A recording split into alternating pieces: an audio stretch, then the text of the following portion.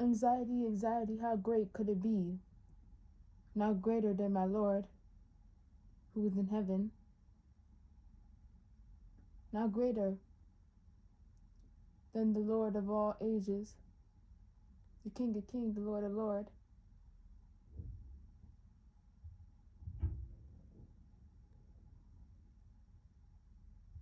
Not greater. See, the thing about anxiety,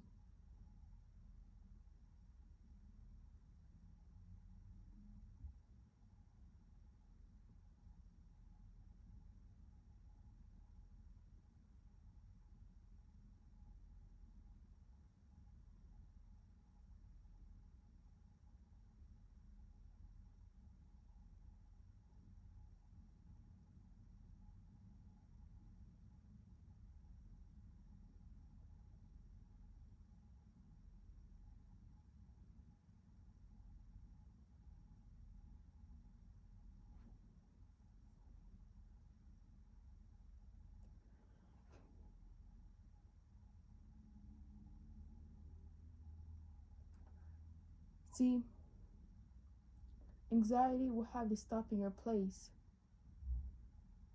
with nothing left. The thing about anxiety is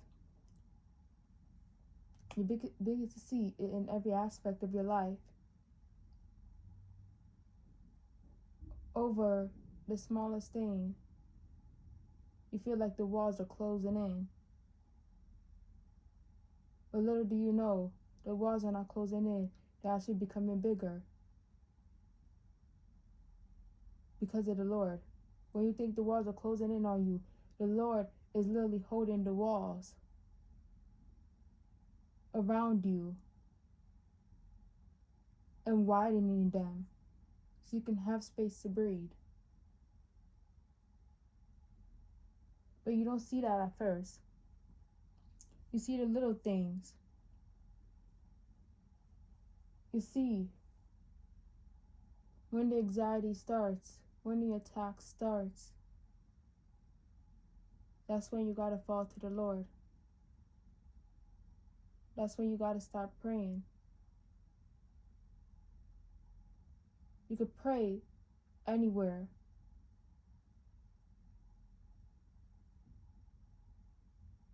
You can pray at any time. When the anxiety starts hitting, when it first hits, all you gotta do is say, Lord, I put this in your hand. Lord, be with me. Because once the breathing escalates, once the vision begins to start getting blurry, and once you feel like you're gonna faint, that's when you really need the Lord. Some of you say yours isn't that bad, while others will say yours is even worse. Some of you feel sick to your stomach, while others say they don't have that. See, the anxiety is a thing that can be fixed by the Lord. The heat flashes can be fixed. You just have to go to Him. See, because He can heal everything and anything. All you have to do is to believe. All you have to do is to see. All you have to do is to realize that this attack is not from you,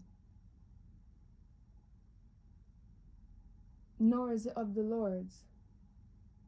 But that doesn't mean the Lord won't take it away. That doesn't mean the Lord will let you suffer.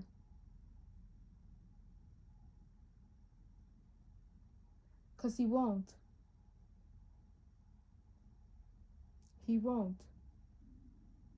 The Lord will clear your lungs so you can breathe crisp, fresh air. The finest air of all. Premium air.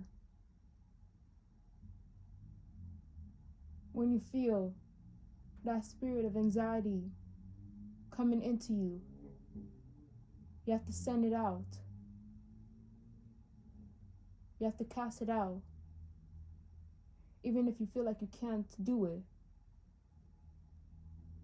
You feel like it's getting too close. You feel too hot.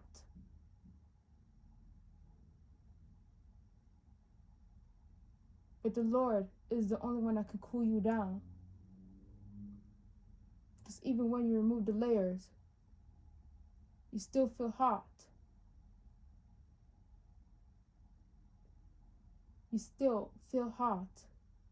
And the Lord is the only one that can cool you down. The Lord is the only one that can slow down your increase in heart rate, your increased lungs, trying to gasp for air that's already there. The Lord will literally be there. The Lord is there. All you have to do is lend your hand. Your hands, in fact. Because little do you know that your hands are blessed. Only if you believe.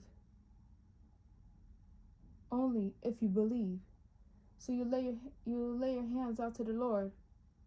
And you tell him, remove the spirit. Remove this pain.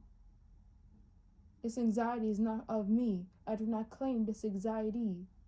So why is it trying to claim me? Some of you think the anxiety started very casually. Some of you think the anxiety started just out of nowhere. No, it didn't. See, the anxiety was an attack on you. See, the anxiety was an attack to drag you down. Because the enemy saw you soaring, and they said, let's drag them down. They threw multiple things, and that just happened to be the only one that stuck. And now you walk through your life thinking you're stuck with this forever. When God's saying, no, you're not. Say the word and it'll be gone. Some of you have gotten so used to, you're in contempt of the Spirit living in you. In fact, you even help the Spirit build his home in your mind, in your body, and in your spirit. But yet you claim you want it gone. The same way you let it in, it's the same way you can kick it out. And it knows that. It knows that really well. It just doesn't want you to know that.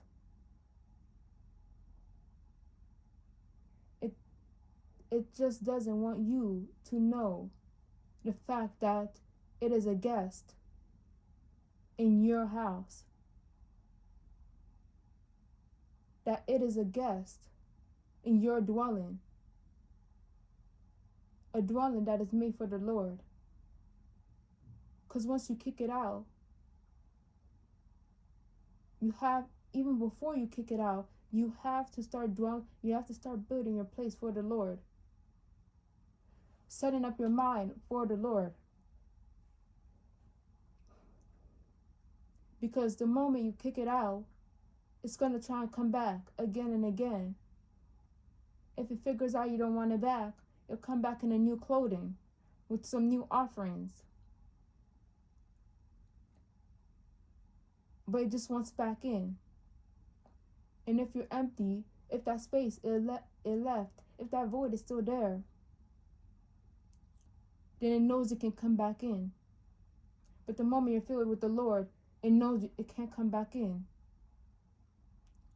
So it begins to sit there outside your home, outside your mind, waiting, looking at you day and night, staring at you, stalking you. Because it wants back. It's left in the cold, and it doesn't like that. is left in the cold and is looking at you on the inside with all that warmth, all that love, all that joy, all that prosperity from the Lord, and yet is wondering, why can't I be inside? Why won't they let me inside? So it starts banging and screaming at your door, hitting the doors. Bang, bang, bang, bang with his hands on your door. You start hearing thuds. Someone screaming, let me in, let me in, let me in. So you start ignoring it. And that makes it even more angry. Because you're ignoring it and you're hanging out with the Lord. You're ignoring it and it's seen it's been replaced. When in fact, it wasn't replaced. The Lord was always there. It just needed for you to accept him. For you to let him into your house, into your mind. Accept him as your Lord and Savior. Accept him as your Father.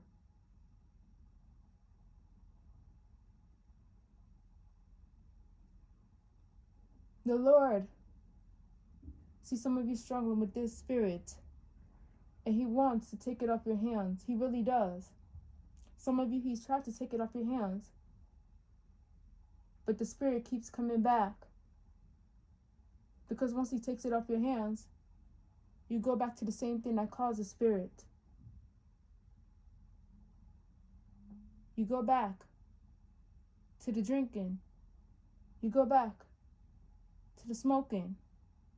You go do everything that let that spirit in to begin with. Because the spirit can come in when your mind is strong. It has to come in when your mind is weak. Why else do you think the demons attack in the middle of the night? When you're asleep. When you're strong and you're in your mind, the demons can't come in. The only way they can come in is if your guard is down. Whether you know it or not. Whether you're aware of it or not. But when you got the Lord will literally be your shield and buckler. Even when you're asleep, you're still protected. Even when you're asleep, you're still protected. And that's your most vulnerable state. So imagine when you're awake, how protected will you really be? How protected are you once you accept the Lord? Because you'll be very protected. Once that anxiety is gone, then you become a new person, the new person of the Lord. Once that anxiety is gone, you start to become you. But don't think the anxiety is just going to leave. No. No. No. You'd be a fool if you think it's just going to leave like that. A spirit that's made you its home, it's going to try to fight back. And if you're trying to fight by yourself, you're going to lose. But if you're fighting with the Lord, you'll never lose. And that's what the spirit knows. Now once you let the Lord in, it has nowhere to go. Because it doesn't want to go into the desert. It doesn't want to go away. So it sticks around, hoping you'll let it stay. Some of you, the spirit is will be begging you to stay. Oh, let me stay, I won't cause any harm. Oh, let me stay, I won't do anything. Meanwhile, its fingers is behind its back. Basically saying, I showed you who I am the first time. Will you let me in again? This time, It would be 100 times worse if you let in that spirit.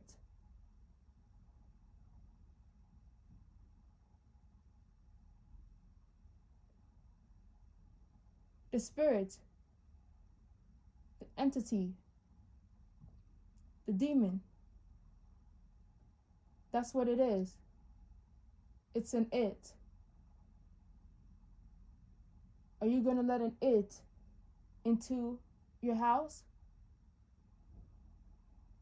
Are you going to let an ick into your house? A vermin? If you know something is a vermin, would you let it in? If you know that something is a roach, would you let it in? If you know that something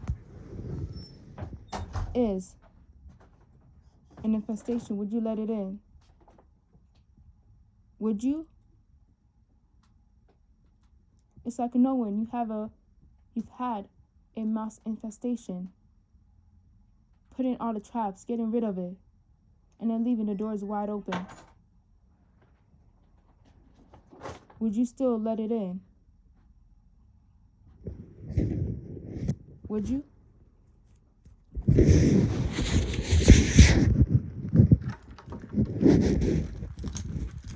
Would you? For some of you, I hope you wouldn't. For some of you, I hope that you wouldn't.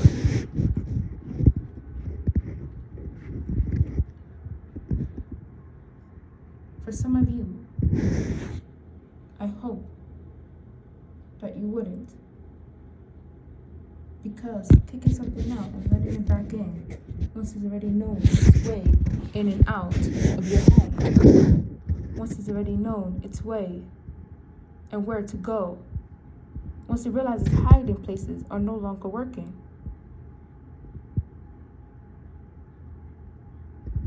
once you realize they'll try to start new tactics, they'll start new things. And as you're opening the door, it wants you to look back and see it, all sad and smug.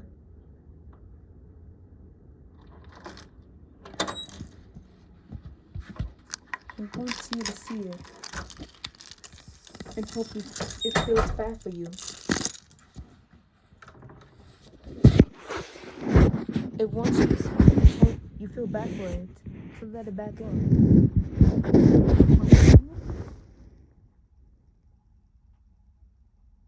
Hopefully you don't.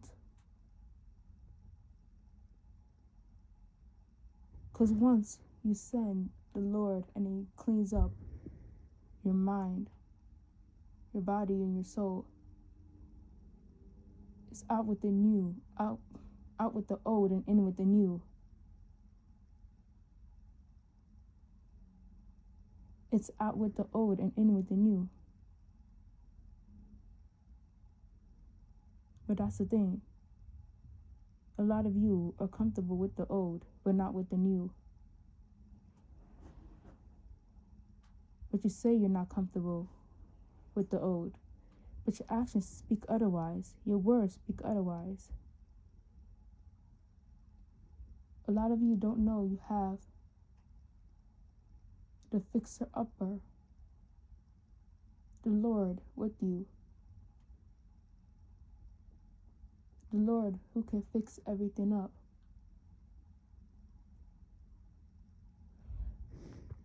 You have the greatest tool in your hand.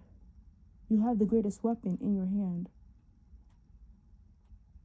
But yet, you say that you don't have anything. But yet, you act as if you're weak. By yourself, you are. But with the Lord, you're mighty.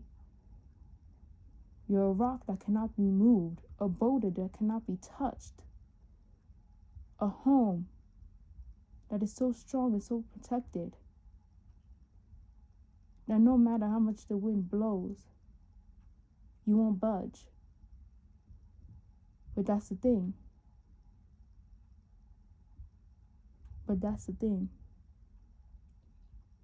Because the Spirit knows that as soon as you figure out what's up,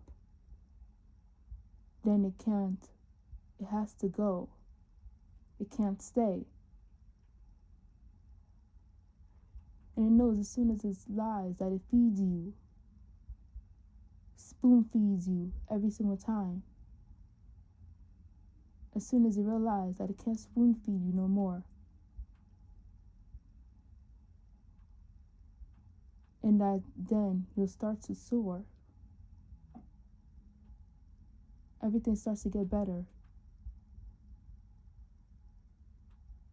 Once that Spirit is gone, everything becomes what it is.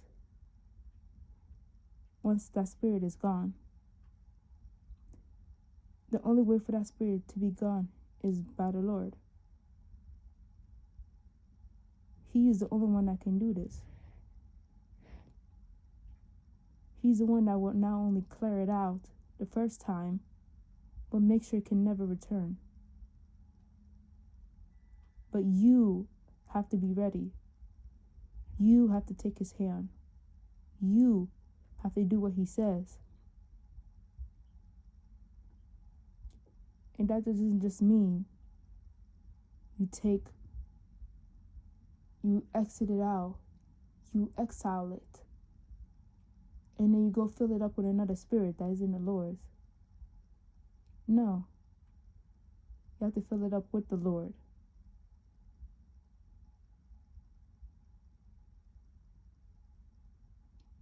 And only the Lord.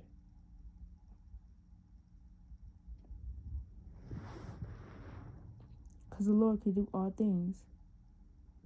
He's powerful, he's able, he's capable of more than you could ever imagine.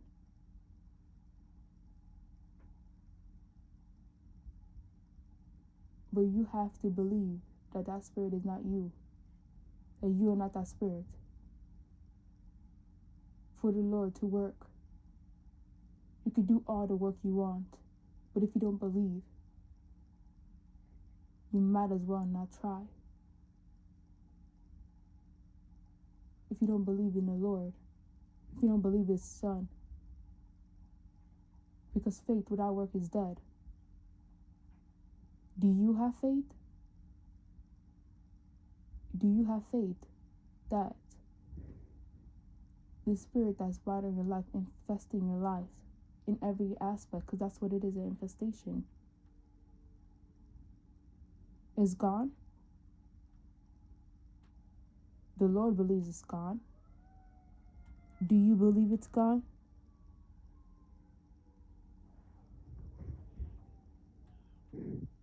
Are you ready for it to be gone? Then talk to the Lord today, not tomorrow. Don't wait, but today.